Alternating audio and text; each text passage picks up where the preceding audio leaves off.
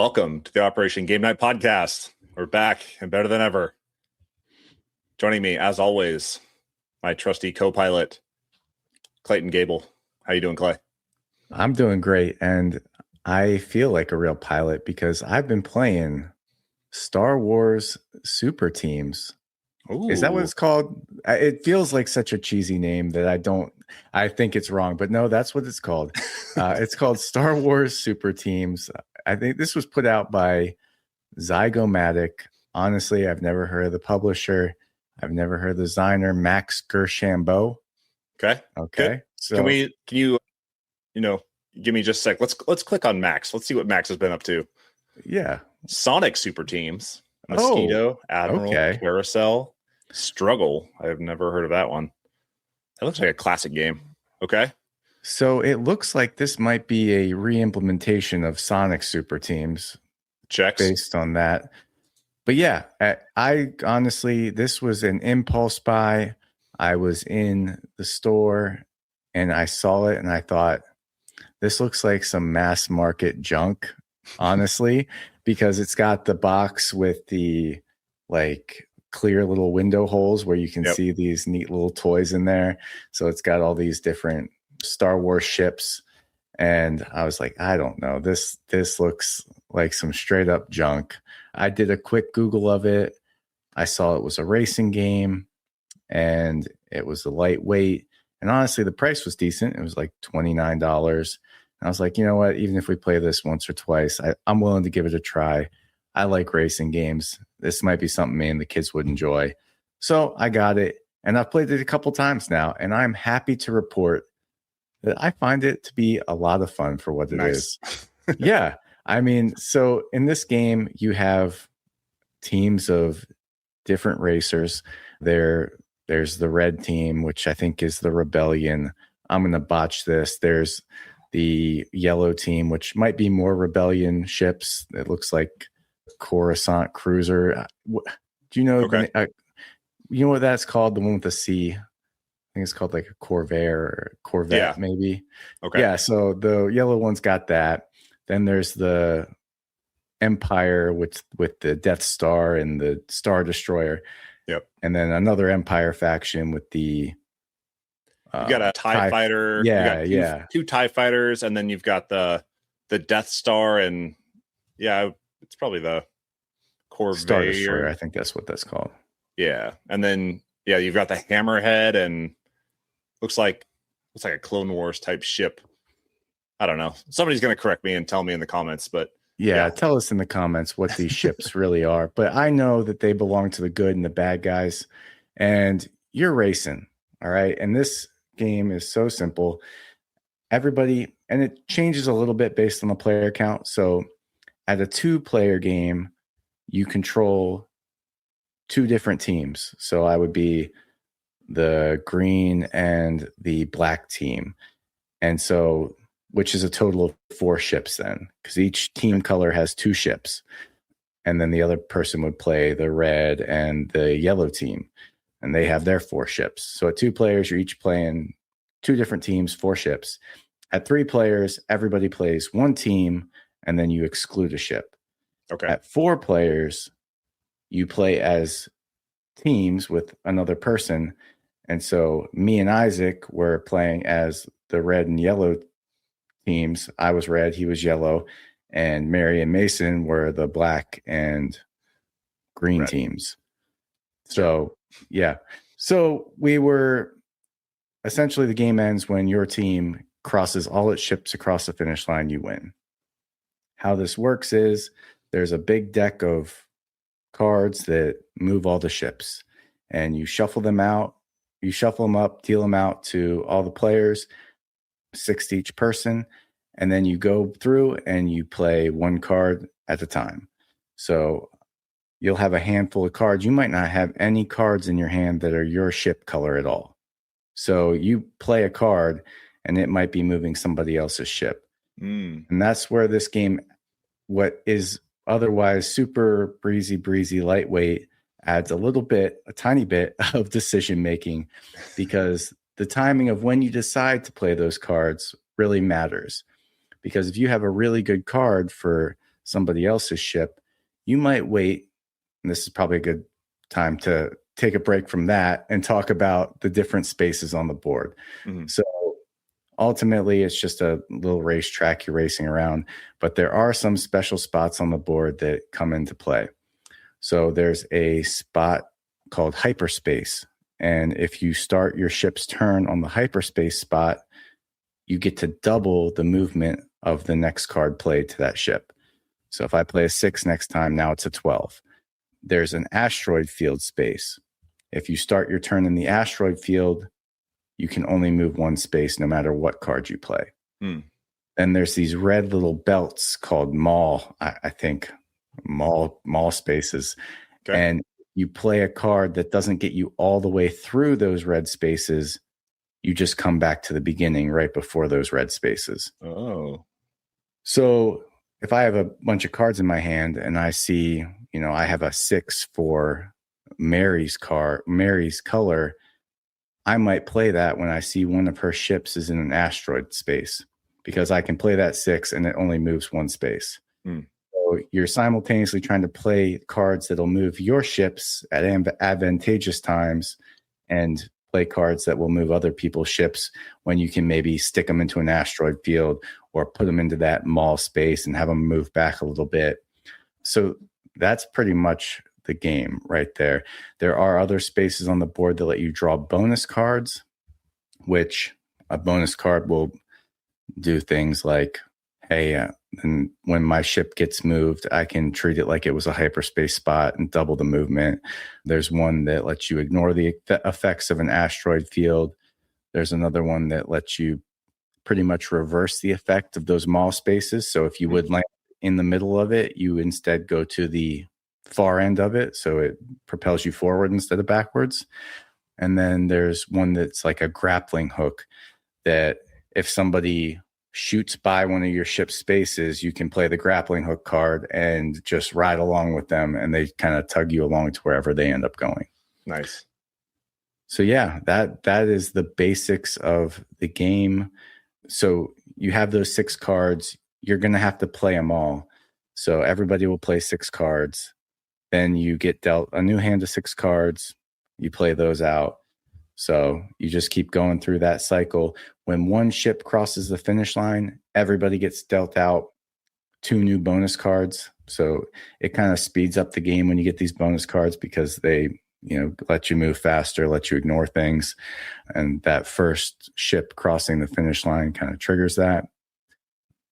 Talk to me how do you navigate these like split spaces? Because there's spaces on the racetrack that have both hyperspace and asteroids, or asteroids and a blank space. So how do those come into play? Yeah. So if you're the active player, you get to decide. So if I moved Mary's ship, I might decide that one, her ship goes to the asteroid space. And if I was moving my own ship, if I land on that space, maybe I decide I go to the hyperspace side of the thing. Okay. So the next time somebody plays a card from my ship, it gets doubled instead of moves 1. Nice. Yeah, it's so breezy to play. Like I said, I mean, on your turn, you literally just play a card and move a ship. But there is enough to think about that keeps it engaging enough for a little family game, or just like a filler kind of end of night game. You just want to, drink a beer, eat some pretzels, and race some ships around the track. I don't hate having it. I mean, it's the lightest of the racing games I have. It kind of reminds me a little bit of Downforce if there wasn't the betting, because in Downforce you also have a hand of cards that you play and you can move any of the cars, but you're trying to, obviously move the ones that you bet on.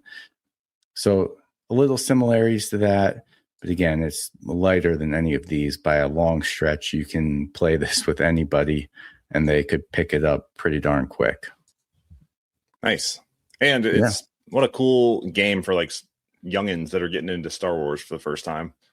Yeah, with it, is that what they're called in Star Wars? Youngins, or are they younglings? Younglings.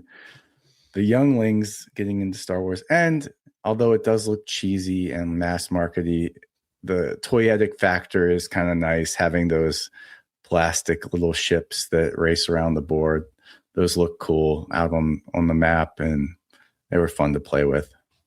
Yeah, and it looks like I just for kicks, I went into the Sonic Super Teams. Looks very similar. You've got what 3-4 different factions, and the spaces are like the coins, the question marks, which would be like your additional cards. There are spikes. There's like loop-de-loops that you go through. But this one does not have branching paths like the Star Wars one does. Oh, and I assume like when you get to those branching paths, you can pick one way or the other. Yeah. You want to move it. Yeah. Do you pick how your ship moves, or does like the person that played the card that moves your ship? The person that played the card. Oh, okay. Yeah. Because I saw like on those branching paths, like some of them, if I played a card that moves my ship, they could send me into the maw instead of across a hyperspace or whatever. That's kind of cool. Yeah, it seriously, you don't think it's going to be fun when you play it, but you actually do kind of feel clever, and you feel like, oh, okay, yeah, take this, Mary. I just played your 6, and you only got to move 1. That stinks. But it is. I mean, I had rounds where I got dealt my 6 cards, and there was not a 1 card moving my color of ships. So that could be frustrating, but I don't know that you can get frustrated in this game. It's like 30 minutes, and you can always do something that's kind of clever if you play your cards right, which I appreciate. So I just kind of researched Zygomatic because I was a little unfamiliar with other stuff that they had published, but they have the Survive the Island and Survive Escape from Atlantis. Oh. And then they also have Formula D, which is like kind of a younger version, 8 and up of a racing game. Kind of looks like Heat, where you're like choosing the gear and moving your car along some path for the race, and there's like curves and stuff. It's like a downscaled version of Heat. So yeah, they have a little bit of a pedigree in racing games, I guess. I like racing games. Me too. And they're so easy for people to understand what the goal is, and I have so many that I like. And is this one really worth keeping around when I have the likes of Magical Athlete, and I have Heats and, Thunder Road Vendettas? But just for how light it is, and people know Star Wars, so it's a theme that somebody might be interested in playing.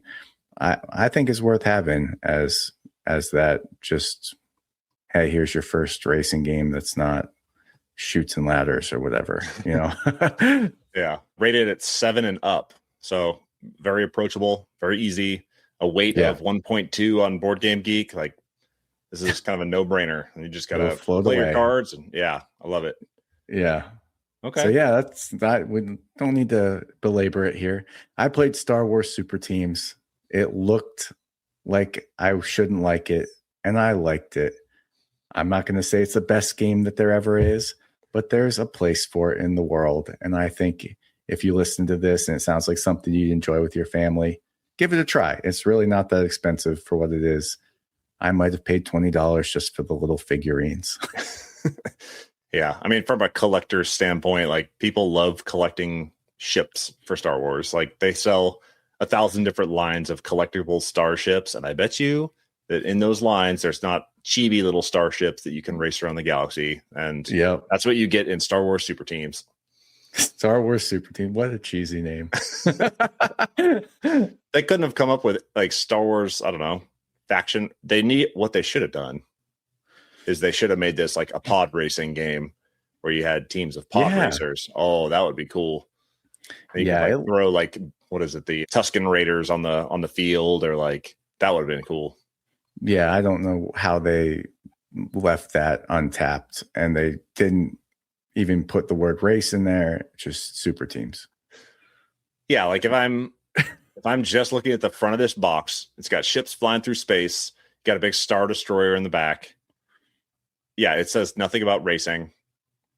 You just fly ships around in Super Teams. Sure. It's Super Teams. Yeah.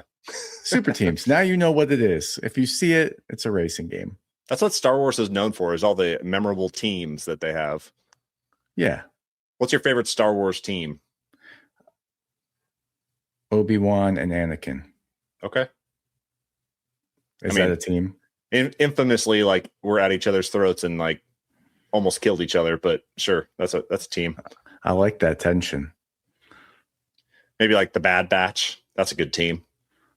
I haven't seen all that. I'm not up on the lore. Travis, you do laps around me with the lore. Have you seen the new Darth Maul series? I have not. I was kind of waiting. It seems like it's well received. I know people are not entirely happy with how they have handled Darth Maul canonically. And just the fact that he looked cool and had a double-bladed lightsaber, which is the first time that we saw it in theaters, like on the big screen, carried a lot of weight. But once he was killed and then came back with like robot legs, and it's kind of like Boba Fett getting swallowed by the Sarlacc pit. He just these kind of one-off characters that look cool and have a cool aura on screen end up being these like massive centerpieces for canonical lore. So yeah.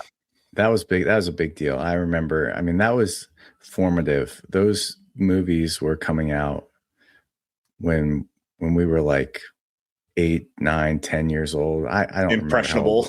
Yeah, and I remember watching those lightsaber battles with Darth Maul, and I probably saw that one in the theaters 5, 6 times when I was a kid. Like I just kept going back.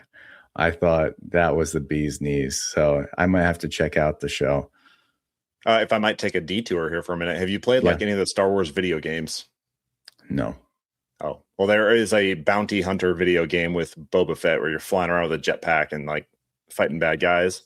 They also have a Star Wars racer for the N64 that is pod racing. And it's like a kind of like a Mario Kart racer type, but you're pod racing. And it was kind of middling at the moment when it came out and struggling with N64 graphics. But they are re-releasing a new Star Wars racer this year. So get up for that if you're into Star Wars video games. I'm into Star Wars racing, otherwise known as super teams. All right. Let's not belabor this any longer. This has been Star Wars Super Teams. I have been Travis. He has been your Starship Captain, Clayton Gable. This has been Operation Game Night, and we are out.